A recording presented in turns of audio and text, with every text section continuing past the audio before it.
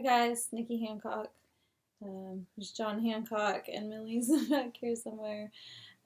This video isn't about business stuff at all. I just felt kind of compelled to talk a little bit about what I feel is the elephant in the room right now, which is if you're not mentally coping well with everything that's going on. I, for one, had what I consider to be kind of a complete mental breakdown last week. I think it was Wednesday, and lost my mind. I already have always struggled with high anxiety, so this is obviously kind of a worst case scenario that we're living in right now. But I, besides the panic attacks, I just emotionally crashed, like bawling my eyes out for a few days straight. Didn't feel like I could function or be a useful member of society whatsoever. And I think for me, I had a lot of people leaning on me, and I didn't feel like I had anyone to lean on. So for me, feeling the weight of the world on my shoulders and just not having a place to kind of vent that and someone to support me while I supported others, it resulted in me completely crashing, which made me feel like ashamed and embarrassed and like weak. What's wrong with me that it seems like everyone else is okay and handling this well and I'm not, which is kind of the purpose for me making this video, though, is that the last couple days, yesterday especially, it became very clear to me that everybody else is not handling this so well.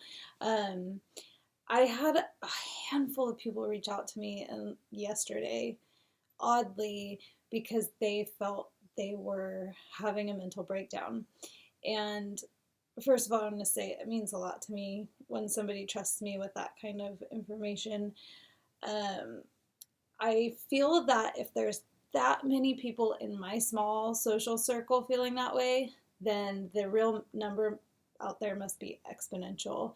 So, if you're doing okay and happy and thriving right now, that's wonderful, but there's a lot of people that aren't, and I think most of us are afraid to really say anything about it. We feel like we have to just kind of stuff those feelings down, which is probably making it worse in the long run. So I basically just want to say that if you're feeling like the only person out there that's not enjoying a Netflix marathon and doing these home workouts and just completely living your best life during quarantine, you're not alone. There are a ton of us that are not handling this well at all. And I don't just mean like depressed and bored and lonely. I mean, like, complete mental meltdowns are happening, and I, I I'm here to say that doesn't mean there's anything wrong with you, and don't let anybody tell you that there's something wrong with you. I had one friend reach out and say that he thinks he needs to get mental help and medicated because he's not doing well. And I told him I don't think any of us are really doing well. That there's nothing wrong with you. And then the next day, another friend of mine reached out and he said the same thing. He said he has an appointment for Monday to get help and get medication because he had a full-on mental breakdown Wednesday. And I went, so did I. There's something about the point we've reached in this, and I'm pretty sure getting another month tacked on didn't help. And then all the schools announcing that nobody's going back this year, that was a trigger. There's, every day we get a little more info added to the pile of stuff to be very overwhelmed by and upset by. So I don't think there's anything wrong with you if you're having issues, which can, if you already had any sort of mental health concern, even just anxiety, panic, OCD, anything like that, those things are going to possibly spiral out of control right now. But even if you're somebody who's normally just pretty mentally even keeled, this is a situation none of us have ever lived through before, and it's scary, it's confusing, and isolation is the worst form of torture that there is. There's a reason that the worst punishment you can get in prison is isolation. It will make you go mentally insane. So I think my friend and I were talking last night about how there's so much support out there, it seems, for families, which is understandable, because I think that being all of a sudden a bunch of people being stuck in these walls and trying to navigate homeschooling and learning all the different computer systems while working from home and everything else, like, and balancing health concerns, it's got to be so hard. And there's a lot of great resources out there for those folks, but there seems to be this really just kind of neglect over the single people that live alone. And we have it easy because we don't have kids, homeschooling and pissed that they can't leave the house and stuff. But I'm here to tell you that the single folks living alone, they're like, a lot of us are not doing okay. It's a lot of time and quiet without social interaction, which allows your mind to just start running.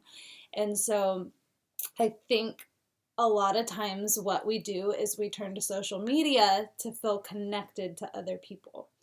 Like, there's nobody in this house, there's nobody like around, I can't go see people, so I'll jump on Facebook or whatever to feel some sort of connection, and then that makes it far worse, because it, as you know, if you're on social media, what's going on now has created, first of all, an even wider divide between people who either think you're overreacting or underreacting to what's happening. And it's just absolutely exhausting to read through that. And it can make you feel like you're being attacked, from your own privacy of your own home. And then the other thing that social media is doing is just spreading mass panic and false information, which is not healthy for anybody to read. So if you're already feeling unhealthy and you get bombarded with these messages, that's not going to help either. Another thing that I learned this week, or I'm trying to learn, is that for me, I try to reach out for help. I really do. It takes a lot for me to get to a point where I feel like I'm completely breaking, and that definitely happened for me this week. So I reached out to a couple people and said, I am not okay. This is not working for me. I need help. And I was actually surprised at how much rejection you can get when you suck it up and ask for help. And that definitely made it worse for me and kind of prolonged the feelings that I was feeling. But through a few days of it and really like looking at it from the outside and trying to kind of self-soothe, I realized that when somebody rejects you, it's not about you. It's about them. So you have to realize that if you reach out to somebody for help, they might shut you down and not even realize they're shutting you down, because they are not coping either. They have a family or nobody or whatever their situation is, or they're out of work, or they're feeling guilt because they're not out of work. There's a million reasons that somebody could not make you feel heard or accepted, and it's really important not to carry that on your shoulders as if there's something wrong with you, because there's not. So first of all, I want to say that if you're one of those people that's feeling that way, reach out to me, because I'm feeling that way too. Today is the first day since Wednesday that I feel somewhat like mentally coherent, like I can function again. And that's somewhat, right now I'm proud of myself on the days that I get up and get dressed or take a shower, because the last few days have been so depressed that feels impossible to do. I try to stay distracted, and that doesn't work for me. So then I try to just let myself actually think about what's happening and what's going on, and then I fall apart. For me, it seems like as long as I have regular contact with people in some way or form, I'm okay. I spent the first week of this isolation thing on the phone constantly, and it was exhausting, but it helped me feel connected. And it also helps if you have certain thoughts and feelings about what's going on to talk to other people that also do have those same thoughts and feelings because you'll feel validated. It also helps to talk to people who have an opposite perspective, if they're friends or loved ones, because it can help balance out if you're, feeling really panicky in a certain area. I think that this entire thing feels like a roller coaster to everyone, no matter how bad or good you're doing. You have moments where you see the good in it and the good that can come from it, and then you have moments where you crash and feel like this is never going to end. For me, I feel like the last week lasted longer than the whole last month put together. It was just such a bad week altogether, and I think a lot of that has to do with all of the deadlines being extended, and then for small businesses, all the financial programs have fallen off and not come through yet, so we're all just in this limbo waiting. If we at least had money coming in, I think a lot of us would feel better. But then I talked to another friend last night who said he feels so guilty because he's still working and bringing in a full-time income from home, but he's massively depressed because he, like myself and many people I know, derives most of his joy in life from what he does. He is super amazing at his job. I know this because we're friends because we used to work together, and he finds all his joy from doing his job well, and also his coworkers, he says, are incredible people, and not getting to see them and interact with them it's just massively depressing. And I think that's a story for a lot of us. I get so much joy out of working with my clients, and I miss them all so much right now, even though I maybe only see, maybe 5 or 6 in a week. Some weeks I see 10 or 15 different families, and today would honestly be my first wedding of the 2020 wedding season. So there's a significant amount of mourning going on for me in that way, and for everybody that derives a ton of joy and also self-confidence and a sense of identity from what they do. If all of a sudden you can't do that anymore, or your office is 4 walls that feel like they're closing in, then that's miserable, and that's totally understandable if you feel awful. I don't want to claim to be like any sort of mental health expert, and if you're feeling exceptionally bad, like you can't make it through this and you don't want to live another day, reach out professionally for help. But I also want to say that if you're just feeling like the weight of the world on you, and like the walls are closing in, and you can't stop crying, or you're angry, or you feel like nobody understands, or ashamed that you're like breaking down when everyone else seems to be getting in shape or watching Tiger King or whatever, you're not alone. I think the majority of people that feel crushed by what's happening right now are not talking about it. And I know I'm one of them, but I felt compelled to do that because I had no idea how many people were feeling that way. I had a girlfriend reach out to me yesterday, and she's not very good with technology. She doesn't even do social media or email or anything. And all of a sudden, not only is her business shut down, her husband's business is shut down, and they're home with the kids. She's trying to learn how to homeschool them and trying to figure out how to log on to Zoom and do all these things that just don't make sense to her artistic brain. So she's got this completely separate set of stresses on top of the fact that she's out of work, and I felt so bad for her because I just can't imagine. Technology frustrations are like the worst kind there is, I think.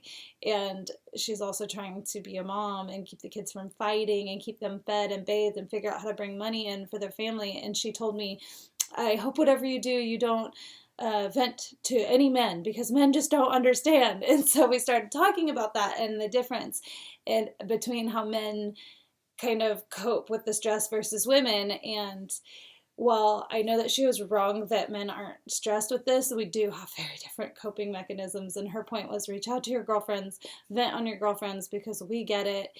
And I just thought it was funny because she opened up that like her marriage, they never fight and they're not getting along. And then a couple other friends reached out to me and told me that their relationships are like on a teetering point because of what's going on. And I realized I reached out to another friend and asked him about it too. And he said, this is a true test of every relationship.